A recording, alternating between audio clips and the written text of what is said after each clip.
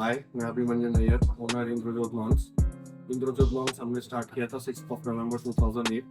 उसके बाद 15 ईयर्स के बाद हमने फर्स्ट टाइम रेनोवेशन अब करवाया है by Bildra design, mister Baljit Bildra. Bildra design से जो मुझे सपोर्ट और जैसा काम एक्सपेक्टेड था वैसा ही हुआ है। सबसे मुझे ज़्यादा पसंद आया जो इन्होंने सीलिंग का डिज़ाइन दिया है, लाइटिंग इफेक्ट्स जो इन्होंने दिए हैं मुझे काफ़ी पसंद आए। काफ़ी इफेक्टिवली इन्होंने काम किया है, day in day out 24 hours work चलता था। इसकी वजह से टाइम भी मेरा काम कंप्लीट भी हो गया है और बिफोर द सीजन काम कंप्लीट भी हो चुका है।